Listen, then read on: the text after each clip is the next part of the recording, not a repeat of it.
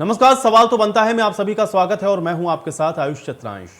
ज्ञानवापी मस्जिद केस में फिर से सर्वे की प्रक्रिया शुरू करवाई जाएगी और कल अदालत इस सर्वे को लेकर के नई तारीख का ऐलान करेगी। अभी तक सिर्फ एक ही दिन सर्वे हुआ और अगले दिन वो प्रक्रिया आगे नहीं बढ़ी। ऐसे में अब कोर्ट एक नई तारीख का ऐलान करने वाला है और कल दोपहर 2 बजे इस मामले की सुनवाई होगी। वैसे पहले यह कहा गया था कि इस मामले में हिंदू पक्ष की तरफ से राखी सिंह अपना केस भी वापस लेंगे, लेकिन आज यह बताया गया है कि वो अपना केस वापस नहीं लेने वाली हैं। उनके साथ साथ सीता साहू, मंजू व्यास, लक्ष्मी देवी और रेखा पाठक के केस भी जारी रहने वाले हैं। अब इस मामले में कुल 3 दिन का सर्वे प्रस्तावित था, लेकिन भारी हंगामे की वजह से 2 दिन के अंदर ही यह सर्वे बीच में ही रोकना पड़ा। सर्वे के दूसरे दिन शनिवार को सर्वे की टीम मस्जिद के अंदर जाने को लेकर के लगातार प्रयास करती रही, लेकिन उसके बाद हंगामा हुआ और टीम को अपना काम रोकना पड़ा। अब सर्वे टीम को और वीडियोग्राफी की टीम मस्जिद के बाहर पहुंची, लेकिन वो अंदर दाखिल नहीं हो पाई। एहतियातन बाहर मस्जिद के भारी संख्या में पुलिस फोर्स को भी तैनात किया गया। लेकिन अब इस पूरे मामले पे सबसे बड़ा विवाद मस्जिद के अंदर जाकर सर्वे करने को लेकर है।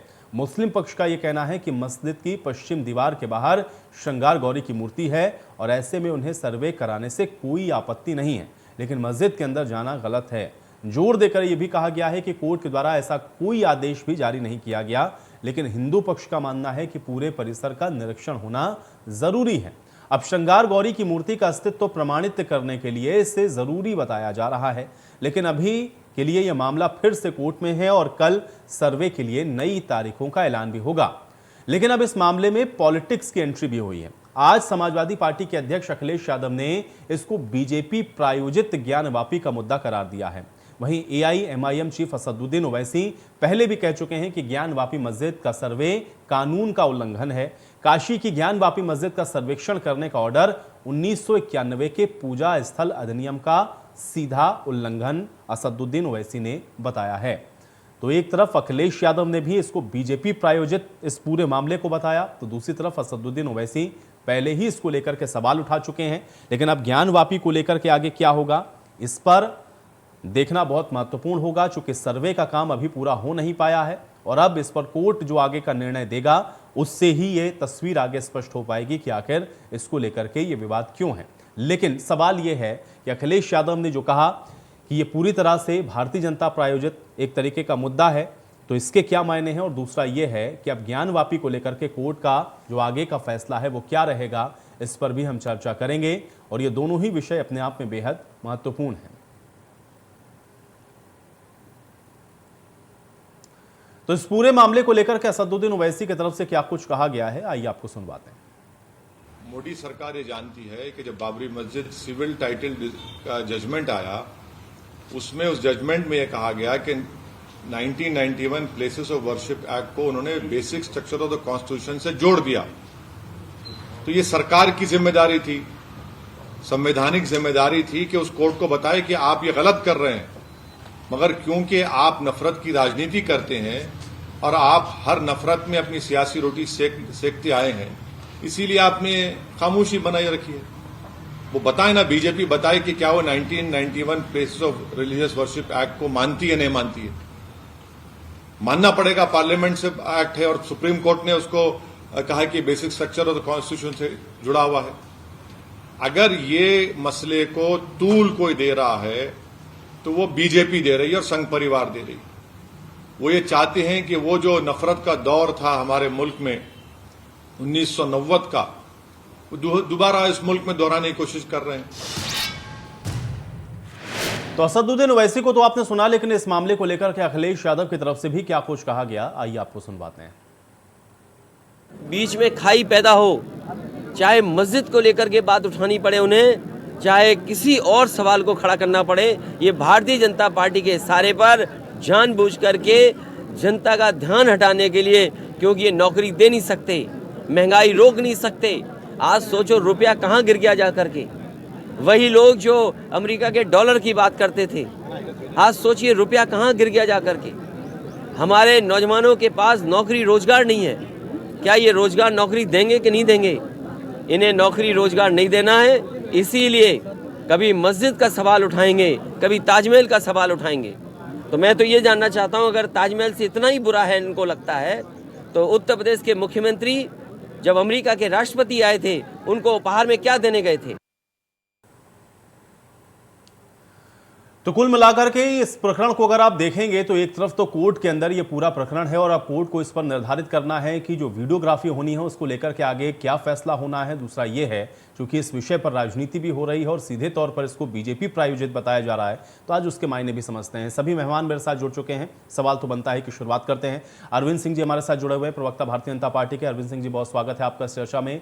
कपिल श्रीवास्तव जी हमारे साथ जुड़े हुए हैं, प्रवक्ता हैं समाजवादी पार्टी के। कपिल श्रीवास्तव जी, आपका भी स्वागत। डॉक्टर कुलपति तिवारी जी हमारे साथ जुड़ रहे हैं, पूर्व महंत हैं काशी विश्वनाथ मंदिर के। डॉक्टर कुलपति तिवारी जी, आपका भी स्वागत। मदन मोहन यादव जी हमारे साथ जुड़ रहे हैं, वकील हैं, हिंदू पक्षकार हैं। मदन मोहन यादव जी, आपका स्वागत। चेतनानंद सरस्वती जी भी हमको ज्वाइन कर रहे हैं, हिंदू धर्म गुरु हैं। चेतनानंद सरस्वती जी, आपका भी स्वागत। और मोहम्मद सलमान गोरी हमारे साथ जुड़े हुए हैं, मुस्लिम स्कॉलर हैं। मोहम्मद सलमान गोरी, आपका भी स्वागत है। अरविंद जी, सबसे पहले मैं आपके पास ही आऊंगा, चूंकि अभी आपने सुना और अखिलेश यादव जी ने भी जो बात कही, सीधे तौर पर स्पष्ट उनका यह कहना है कि ये पूरा जो प्रकरण है वो आप लोगों का प्रायोजित है। पहला रिएक्शन मैं आपका चाहूंगा, आप लोग प्रायोजित कर रहे हैं ये सब कि भाई इस तरीके का जो धार्मिक उन्माद है या जो माहौल है वो बिगड़े? या अखिलेश यादव जी हैं, दोनों की राजनीति, तो कोई भी मामला हो, संघ का नाम घसीटना और भाजपा का नाम घसीटना इनकी मजबूरी है। ये ऐसा करेंगे नहीं तो इनकी राजनीति चलेगी कैसे?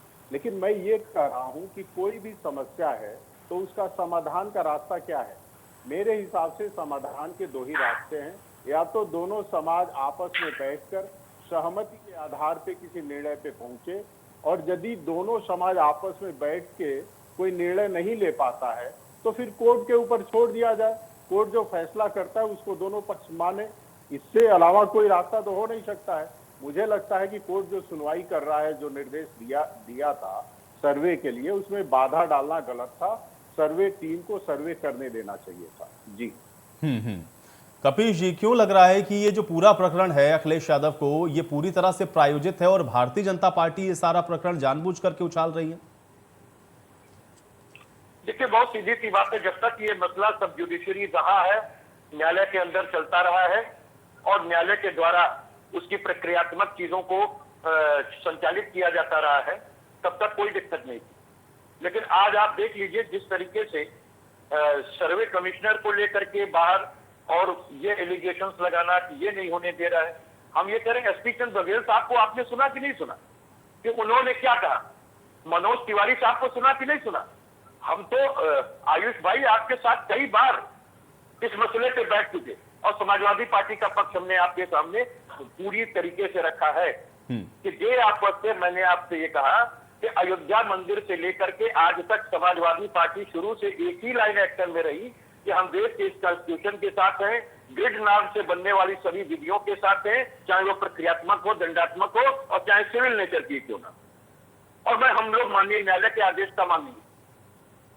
तो आप हमें एक बात बताइए, उस समय भी मैंने कहा कि भारतीय जनता पार्टी या समाजवादी पार्टी इसकी पक्षकार न बने, लेकिन भारतीय जनता पार्टी तो पक्षकार बन जाएगी। और मैं तमाम डिबेट्स में देख रहा हूं कि खुल करके औरंगजेब की बात चल रही। मैं तो एक बात ये कह रहा हूं कि क्या इतिहास से आप बदला ले सकते हैं? क्या ये पॉसिबल है कि आप इतिहास से बदला ले सकते हैं?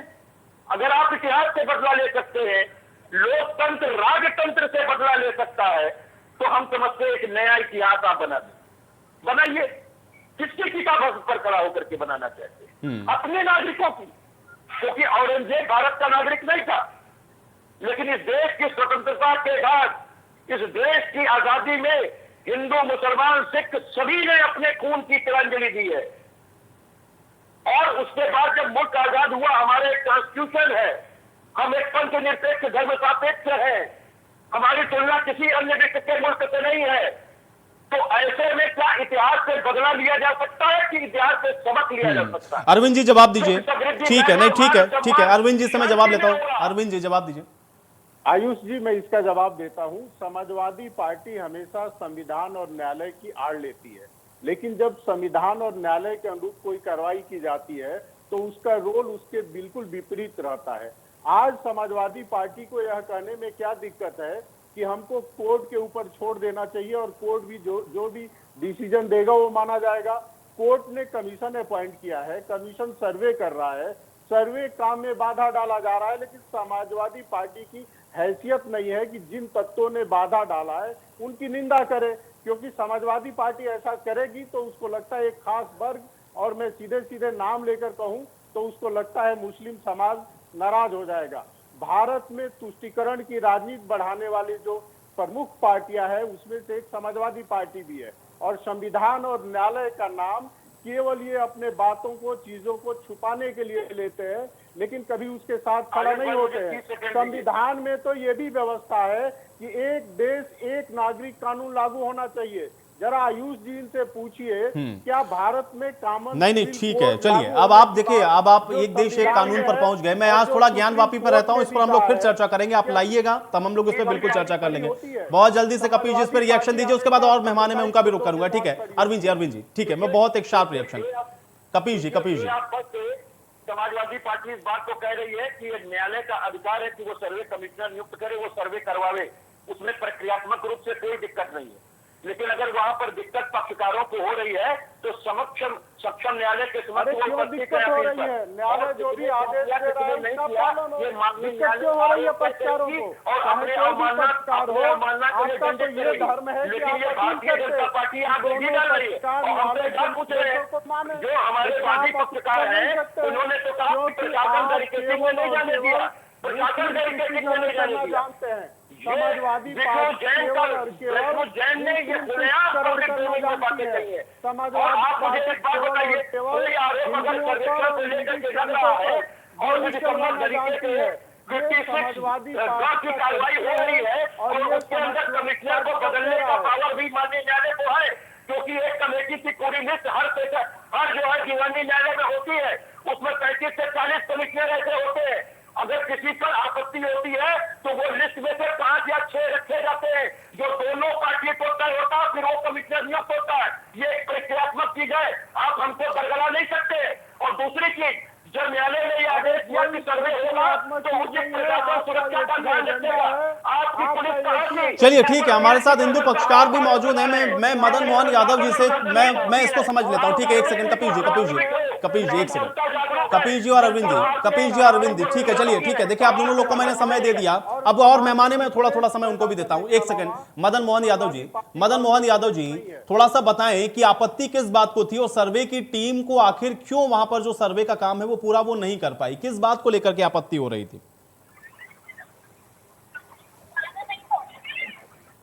पक्ष के अधिवक्तागण और उनके जो प्रतिवादी गण हैं वहां पे थे, और उन्होंने आपत्ति ये की है कि जो हमारे अधिवक्ता आयुक्त यानी एडवोकेट कमिश्नर हैं वो पक्षपात कर रहे हैं, वायस्ड हैं, उनकी कार्रवाई तटस्थ नहीं है और वो अपनी सीमाओं से बाहर जाके एडवोकेट कमीशन की कार्रवाई कर रहे हैं, इसलिए उनको आपत्ति थी।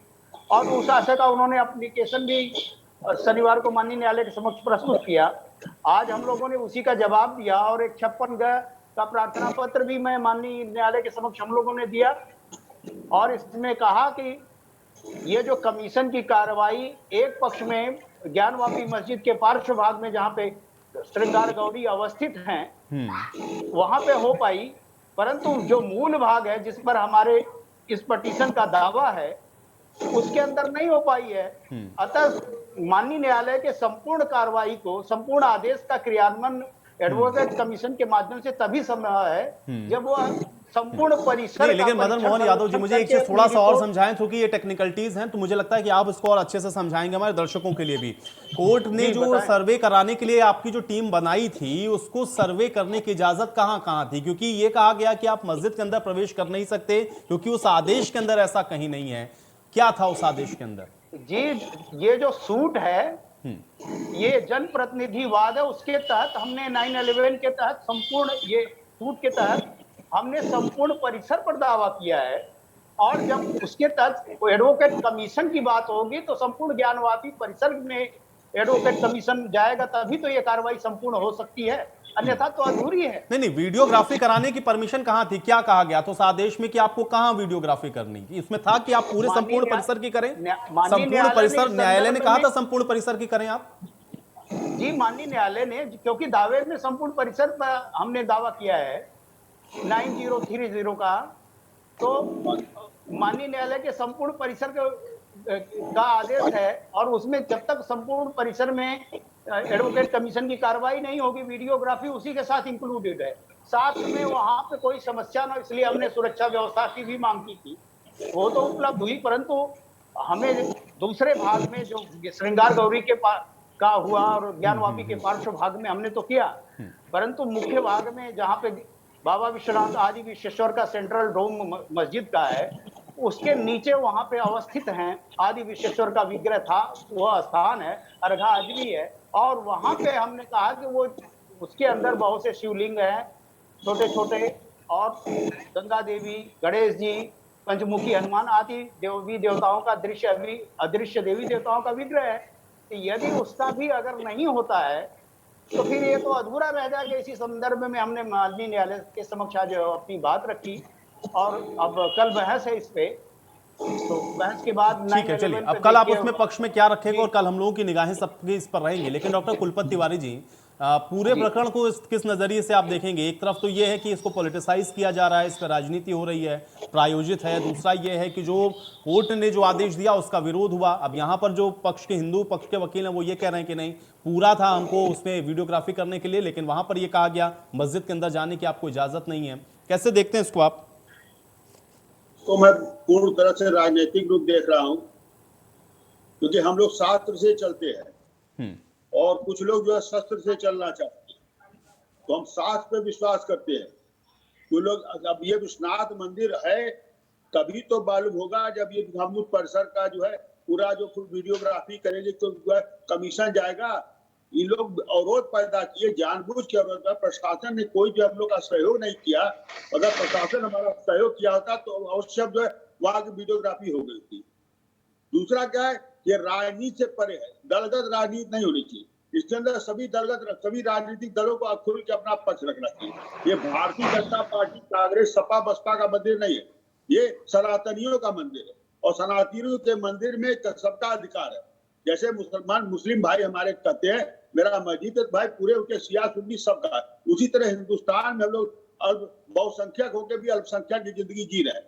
ये कहेंगे पूरा परिसर का जांच होगा, तो परिसर का जांच हो रही थी। ये मस्जिद के अंदर इतने लोग कहाँ से पहले से विराजमान थे जो अंदर से निकल है, ये बड़ा भारी रहस्य है। ये सत्य की लड़ाई नहीं, साथ में हम लोग लड़ रहे हैं, हम लोग न्याय के लिए लड़ रहे हैं, धर्म। और वहां तो ये कहते हैं सभी पक्षों का एक विद्वत समाज बनाया जाए और सभी धर्म के लोग बैठ के इस समस्या का हल करें, और इसमें राजनीतिकरण न किया जाए।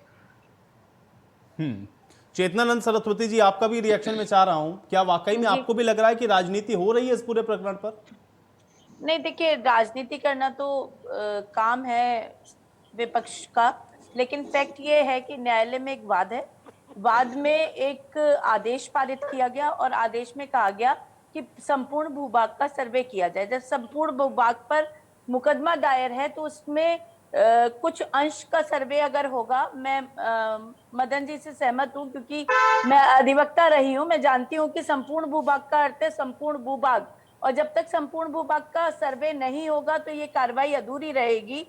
आप लगातार पहले कह रहे थे कि कमिश्नर पर हमें आपत्ति है, फिर आप कहने लगे गैर मुस्लिम का प्रवेश नहीं होने देंगे, फिर आप लोगों ने भीड़ इकट्ठी कर ली। अगर आप लोगों को भय नहीं है, अगर आप ये जानते हैं कि वहां मस्जिद है, तो सर्वे हो जाने दीजिए, फिर आपको दिक्कत क्या है? और कल की कार्यवाही में भी देखिए, मुझे जहां तक न्यायालय पे पूर्णतः विश्वास है और मैं समझती हूँ कि न्यायालय सर्वे को आगे कंटिन्यू करने का आदेश पारित करेगा, क्योंकि न्यायालय ये जानते हैं कि अगर संपूर्ण भूभाग का सर्वे नहीं होगा तो ये कार्रवाई किसी भी नतीजे पे पहुंचेगी नहीं। हमारा विग्रह है, वहां पर गर्भगृह है, गर्भगृह का सर्वे नहीं होने दे रहे हैं। इन्हें डर है कि सच सामने आ जाएगा। और राजनीति तो अयोध्या पर हुई, 500 साल का संघर्ष हम लोगों ने किया, 500 साल लगातार ये लोग कहते रहे बैठकर निपटा लेंगे। पक्ष कहाँ बैठकर बात संभव हुई? लास्ट तक सुप्रीम कोर्ट ने ये प्रयास किया कि बैठकर दोनों पक्षकार सहमति बना ले, लेकिन आखिर में सहमति बनी क्या? लिंगर ऑन करने का प्रोसेस हमेशा ये डिले टैक्टिक्स इनकी रही है, और ये आज भी वही कर रहे हैं। भीड़ तंत्र को हावी करना, मजहबी उन्माद फैलाना, लोगों को प्रवोक करना, आपस में लड़वाना। लेकिन यही चेतना तो नंद काम जी, है भाई इन देखिए लोगों का। 1991 में जो वर्शिप एक्ट बना वो इसीलिए तो बनाया गया ना कि कोई और तरह नहीं, की जो स्थितियां हैं वो टाइटल- खराब ना देखिए, हो, जो जैसा टाइटल है सूट यथावत नहीं है। रहे। उसके बाद अगर ये प्रकरण आयुष जी, शुरू होगा तो जाहिर बात है फिर उस पर तो आयुष पॉलिटिक्स जी, उसको उसके आयुष जी, राजनीतिक मेरा मायने भी एक निकाले सवाल है। जाएंगे और ये भी आयुष कहा जी, जाएगा कि इसका फायदा लेने की कोशिश है। आयुष जी, मेरा एक सवाल है और बहुत जेन्युइन सवाल है। क्या विपक्ष ये मानता है, जो लोग इसका विरोध कर रहे हैं, मैं विपक्ष की बात नहीं कर रही हूँ, जो लोग भी इस सर्वे का विरोध कर रहे हैं, क्या वो ये मानते हैं कि लोअर कोर्ट में जो बैठे हुए जजेस हैं वो काबिल नहीं है, वो किसी एग्जाम को क्वालिफाई करके नहीं आए हैं? क्या उन्हें एक्ट की जानकारी नहीं है? वर्शिप एक्ट की 1991 में जो वर्शिप एक्ट बना वो उन्होंने पढ़ा नहीं है? सारे ये न्यायालय पे प्रश्न चिन्ह लगा रहे हैं। ये डे वन से जो कह रहे हैं उसका अर्थ ये है कि इन्हें न्यायालय पे विश्वास नहीं है। अरे आप लगातार यही बात कहते जा रहे हैं, आप यही बात कहते जा रहे हैं, आप न्यायालय के आदेश की अवमानना कर रहे हैं। न्यायालय ने एक आदेश दिया, न्यायालय ने कहा कि इसका सर्वे होना चाहिए। सेक्शन 4 में क्या लिखा हुआ? अरे आप कपिल जी सुनिए, आप पहले दूसरों को धैर्य से सुनने की क्षमता रखिए। सुनिए, आप हमारी भी ज्ञान गुरु, आप सिर्फ भाजपा की नहीं, सत्ता पक्ष की। नहीं सबकी हो तो फिर कपिल जी फिर बात सुनने की क्षमता रखिए ना। देखिए, अगर लोअर कोर्ट की कार्रवाई गलत है, अगर लोअर कोर्ट की कार्रवाई, कपिल जी सुनिए, कपिल जी अगर आपको न्यायालय की कार्रवाई पे आप जोर से बताइए, अगर न्यायालय की कार्रवाई पर आपको संदेह है, अगर आपको लगता है कि आउट ऑफ द लॉ को जाकर कोई डिसीजन दिया जा रहा है, कोई आदेश पारित किया जा रहा है, तो अब आगे की अदालतें खुली हैं, आगे की अदालतें खुली हैं, आप क्यों नहीं जाते? आप आगे की अदालतों में क्यों नहीं जाते? आप ये हंगामा कर रहे हैं, मजहबी उन्माद फैला रहे हैं, ये किस लिए?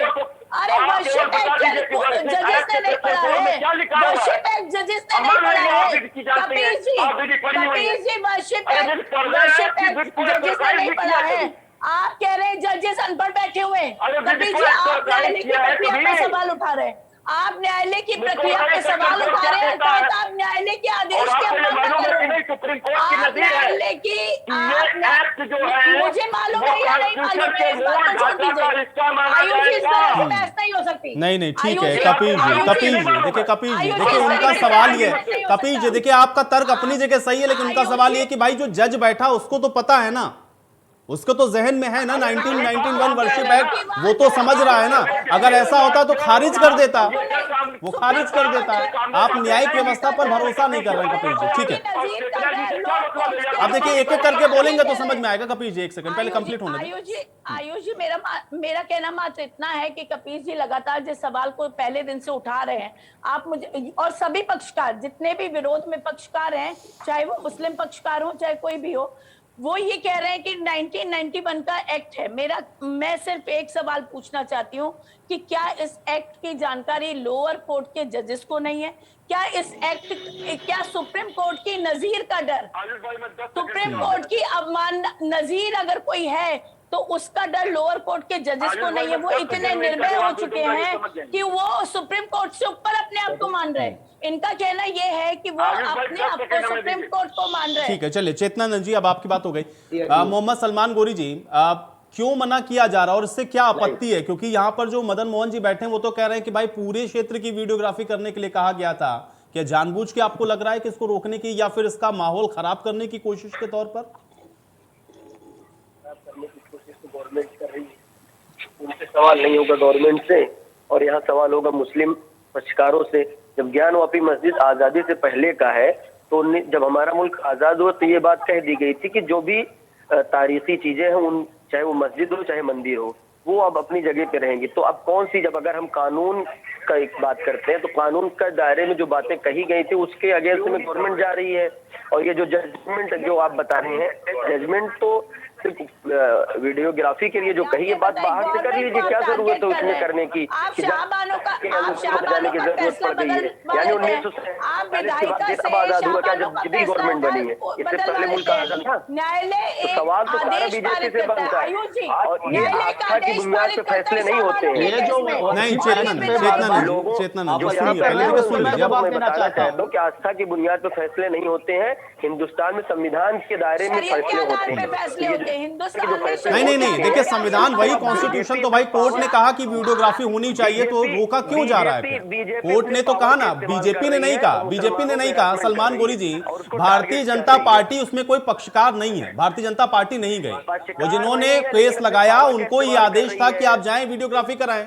अब वहां पर आपत्ति ये होनी शुरू हो गई कि नहीं, हम मस्जिद के अंदर नहीं जाने देंगे। 74 साल में किसी तरीके की कोई प्रॉब्लम नहीं आई, लेकिन जैसे बीजेपी पावर में आती है तमाम प्रॉब्लम। ये बीजेपी से कैसे जुड़ रहा, मुझे यही तो बताइए ना भाई। तो बीजेपी पक्षकार है क्या? भारतीय जनता, मदन मोहन यादव जी भारतीय जनता पार्टी की तरफ से है क्या? साबित करिए इसको। ये कहने से थोड़ी ना काम चलेगा कि ये बीजेपी के हैं। देश कौन चला रहा है? बीजेपी चला रही है या कि? अरे देश चला रहे हैं तो कोर्ट भी क्या यही चला रहे हैं क्या? आप ये कह रहे हैं कि कोर्ट को भी यही चलाती, भारतीय जनता पार्टी चलाती, तो फिर तो क्या संविधान है और फिर क्या कॉन्स्टिट्यूशन और क्या न्यायपालिका? फिर तो आपका भरोसा ही नहीं है किसी चीज के ऊपर। आपने जो कहा है वही सच्चाई है, जो आपने अभी कहा ना, तो फिर आपका भरोसा ही नहीं है ना, फिर तो आपका भरोसा हुआ ही नहीं, फिर तो आपको न्यायालय, न्यायिक व्यवस्था पे भी भरोसा नहीं है। सुप्रीम कोर्ट पर मेरा पूरा भरोसा है, और सुप्रीम कोर्ट तक जब मामले जाएंगे और उम्मीद है चलिए, अब आपको केवल सुप्रीम कोर्ट पे भरोसा है, लोअर कोर्ट सारे भारतीय जनता पार्टी चलाती है, ये आपका बहुत गंभीर आरोप है। अरविंद जी जवाब दीजिए। बिल्कुल, मुझे अब तक यही लग रहा है। ठीक है, नहीं, अब आपके लगने से कुछ नहीं होता ना, आपका आरोप है।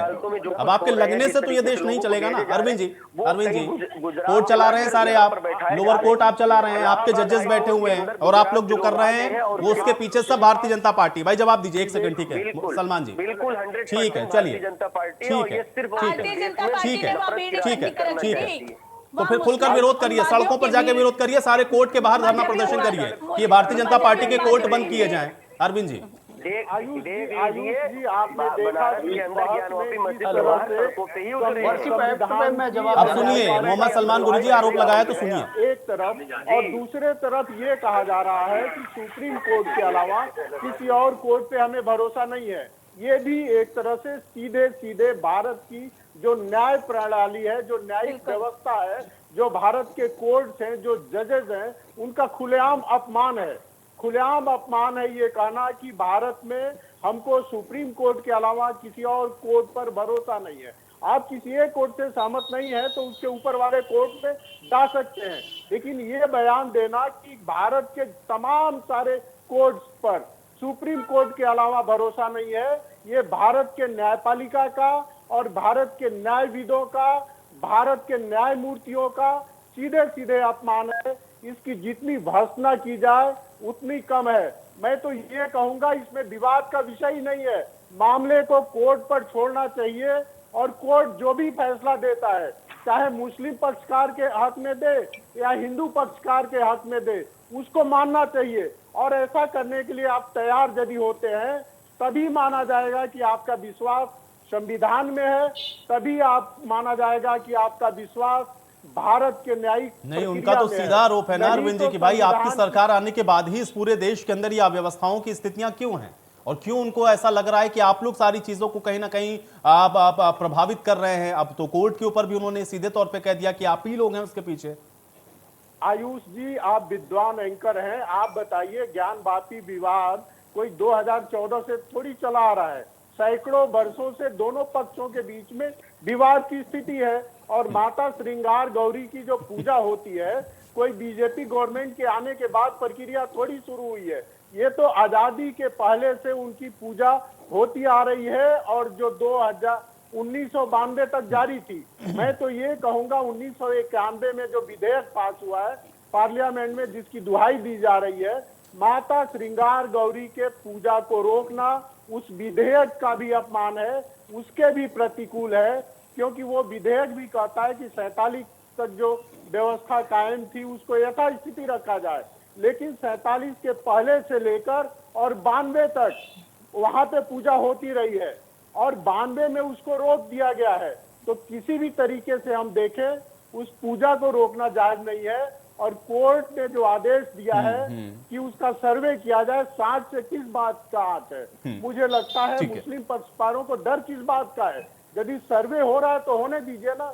आप क्यों डरे हुए हैं? आप क्यों भयाक्रांत हैं? नहीं ठीक है, वो भी कोर्ट पे छोड़ दीजिए ना, कोर्ट तो उसकी मॉनिटरिंग कर ही रहा है ना कपीश जी। जी जी, मैं भी कह रहा हूँ कि कोर्ट जो कहे नहीं वो नहीं, तो दोनों ये सब कहने की पक्षकार जरूरत नहीं है ना कि आप क्यों डरे हुए हैं, तो कोर्ट देख ही रहा है ना कपीश जी। नहीं, वो तो सामने है ना। डरे हुए हैं तभी तो अंदर जाने से रोक रहे हैं। जो डरे हुए हैं तभी तो अंदर जाने से रोक रहे हैं। ठीक है अरविंद जी, अब कपीश जी को सुन लीजिए। कपीश जी, एक ज्ञान व्यापी मस्जिद पे जो पहला केस चला, जो 91 में यथास्थिति बनाए रखने का आदेश हो गया, लेकिन जो 21 में ये 5 महिलाएं लेकर के आई हैं, ये जनहित याचिका है।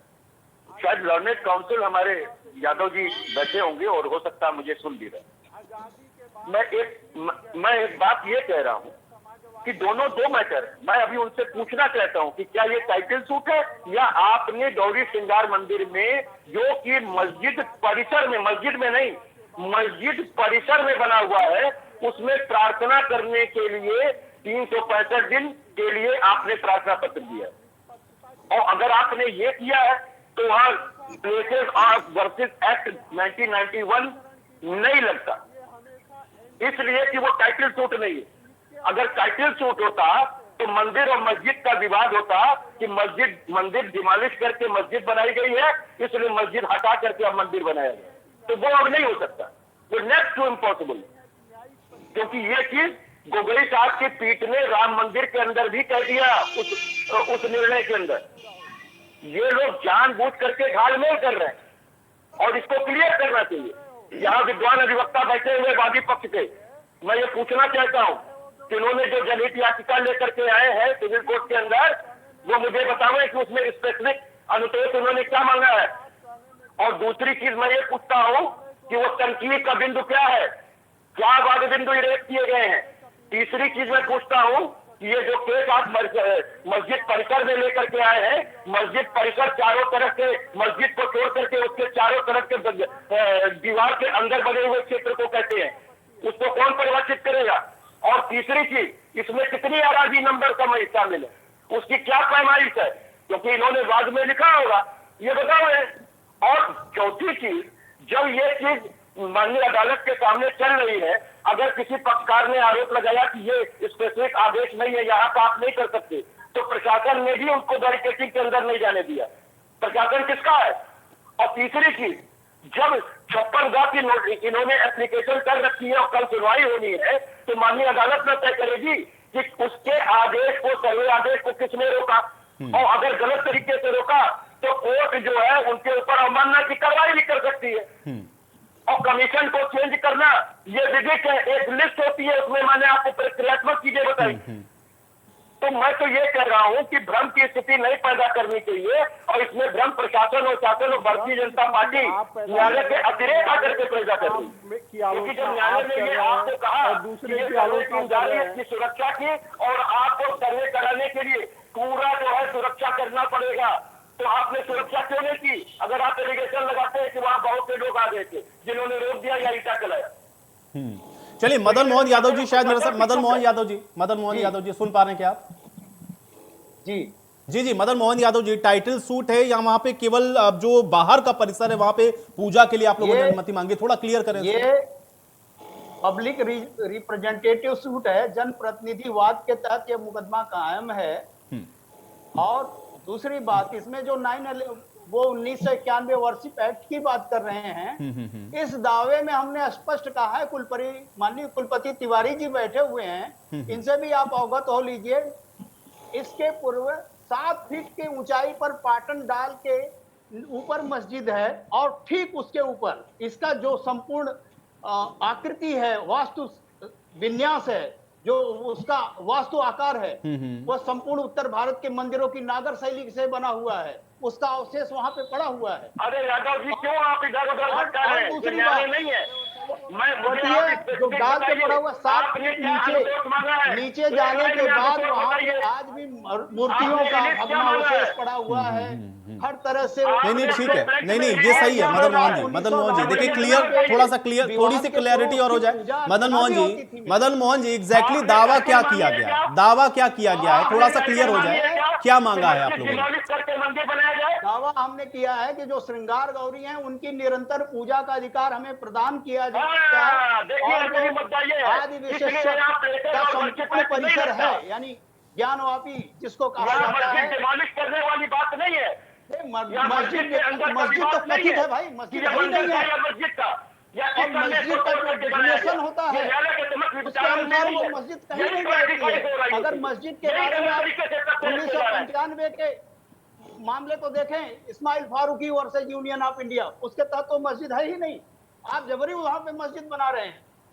और इसी संदर्भ में हम कहना चाहते हैं कि 1991 का जो एक्ट है इसको लागू नहीं होता, और उसका हम सुप्रीम कोर्ट तक ले जाएंगे। उस ढंग का हमने तैयारी की है। ज्ञानवापी मस्जिद बोला गया, ज्ञानवापी मंदिर मस्जिद नहीं है, वो ज्ञानवापी कूप है, और उसके बाद सच तो सामने आई बात है। कपिल जी में लोग सच बोल देते हैं।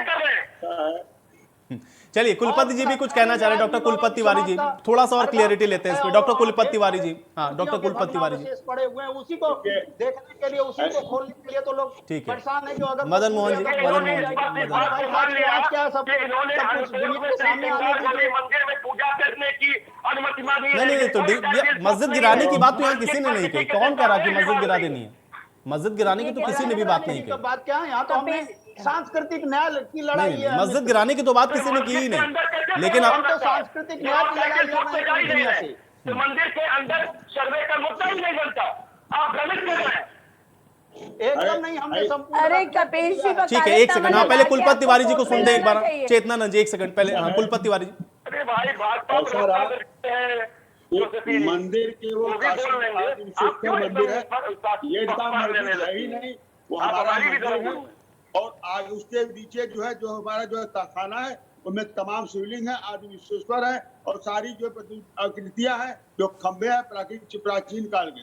और बाहर जब मस्जिद के पश्चिमी दीवार पर आइएगा तो कमल के फूल है, स्वास्तिक है, सारे जो है हमारे देवी देवता के आकृति पर, और श्रृंगार गौरी जो है वो हमारा मंदिर है। क्योंकि नवरात्र के दोनों नवरात्र में श्रृंगार गौरी के पूजन का, नव दुर्गा जो है सप्तशती उसका वर्णन आया है। इसलिए सीधी बात ये है कि मस्जिद के अंदर है श्री गौरी जी का मंदिर, हमें ये बताइए ना। अरे तो आप हमारे मस्जिद के अंदर है, हमारे मंदिर के अंदर, आपके मस्जिद के अंदर हम लोग ऐसे नहीं करते। किसी को बोलने नहीं दे रहा है।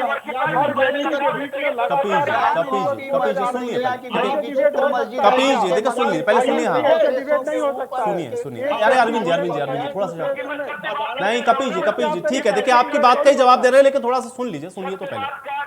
नहीं ठीक है भाई, मस्जिद गिराने की कोई बात नहीं कर रहा, लेकिन आपने कहा कि भाई श्रृंगार गौरी कहाँ है ये बताएं पहले। कुलपति तिवारी जी, मस्जिद के अंदर है कि बाहर है? मंदिर है, मंदिर के बाहर अंदर जो है शिव शक्ति है, दोनों जो मंदिर उधर, हमारा मंदिर है, इनका मस्जिद नहीं है, इनका मस्जिद पता नहीं किधर। भूतल में इनका क्या है ये बताओ, भूतल में क्या है? ऊपर की बात करते हैं, भूतल में भैया भूतल में तो प्रमाण है, हवा में किसी का भाव लटकता है, आप हवा में लटका के जो मस्जिद कर रहे हैं। आपको सोचना चाहिए, जबरदस्ती देने मत, कोर्ट को आने दीजिए। आप मस्जिद के अंदर से इतने लोग निकल आते हैं, कैसे निकल आते हैं, कहाँ से जाते हैं? ये तो प्रशासन का आपको जो घुस रहा है, ये प्रशासन की नहीं। लेकिन कुलपति जी, अगर प्रशासन सहयोग नहीं कर रहा तो उसके पीछे भी तो कोई कारण होगा ना, क्योंकि प्रशासन के पास तो वो ऑर्डर की कॉपी है। प्रशासन ने क्यों सहयोग नहीं किया? प्रशासन ने तो पढ़ा होगा ना कि उनको कहां तक जाना है, कहां वीडियोग्राफी करनी है, या जिस बात पे आपत्ति होती, नहीं तो प्रशासन सख्ती से करवाता। भैया सुनिए, प्रशासन चाहे तो अभी जांच हो जाए, अभी दूध का दूध पानी 5 जो है, प्रशासन तो भारतीय जनता पार्टी का ही है, और इनके 5 बंधुओं को और सबको लेके मंदिर के अंदर हमारे घुस जाए, और जो नीचे अरविंद सिंह जी, प्रशासन ने मदद नहीं की। देखिए आरोप कुलपति जी का भी है।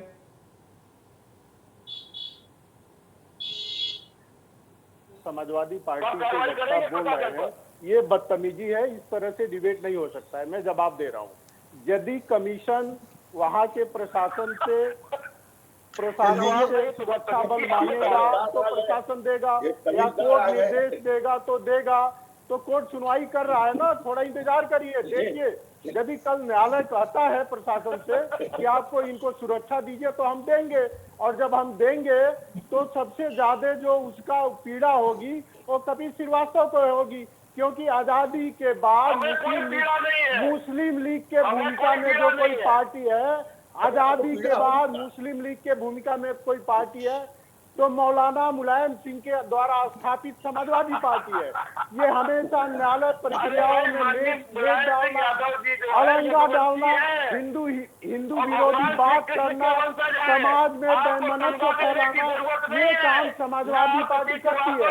और राम भक्तों पर तो ये गोलियां चलाते हैं, लेकिन अल्पसंख्यकों के खिलाफ एक शब्द तक नहीं बोलते हैं। ये समाजवादी पार्टी का कैरेक्टर है।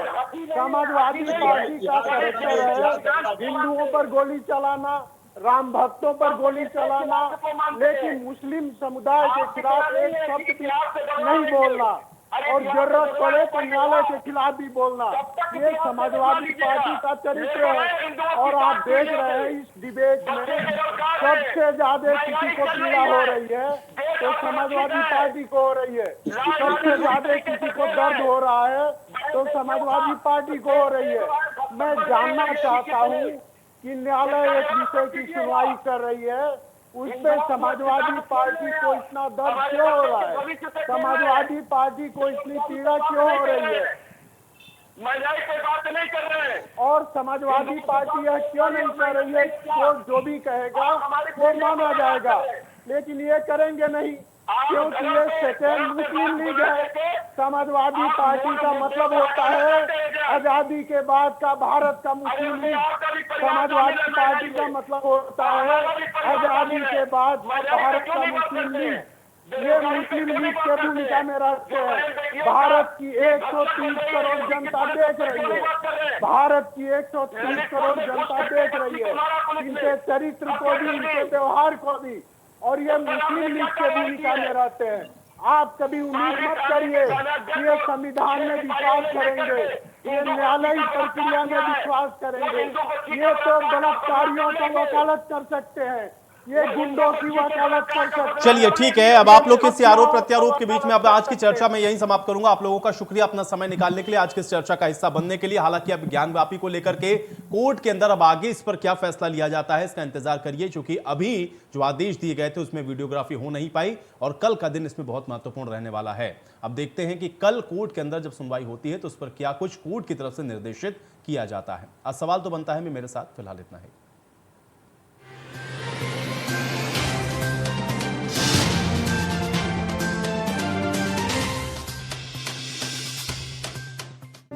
कौन कहता है जीत का कोई फॉर्मूला नहीं होता। कड़ी मेहनत प्लस सही guidance is equal to total preparation equal to जीत, राइट? क्लास में कोचिंग, घर पे प्रैक्टिस, रेगुलर टेस्टिंग, जेईई और नीट की जीत का टोटल प्रिपरेशन। आकाश बायजूस, विजय भवा। Download the Aakash app. असली कैप्टन मैं हूँ।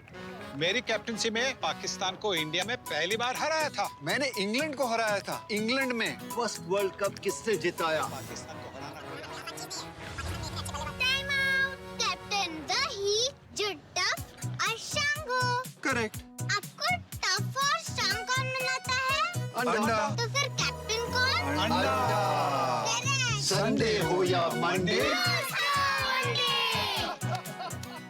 पैसाबाजार.com पर लोएस्ट इंटरेस्ट रेट वाला लोन भी है और मैक्सिमम लोन अमाउंट वाला भी। ये सब और बहुत सारे लोन ऑप्शंस मिलेंगे सिर्फ पैसाबाजार.com पर। नेत्र रोगों का आयुर्वेदिक समाधान है आईग्रिट गोल्ड तथा ईयर प्रॉब्लम्स का साइंटिफिक सॉल्यूशन है ईयर ग्रिट गोल्ड व ड्रॉप्स। रूप मंत्रा आयुर्वेदिक फेस वॉश, इसमें है क्यूकम्बर के प्योर एक्सट्रैक्ट्स जो नेचुरली चेहरे को मॉइस्चराइज रखे।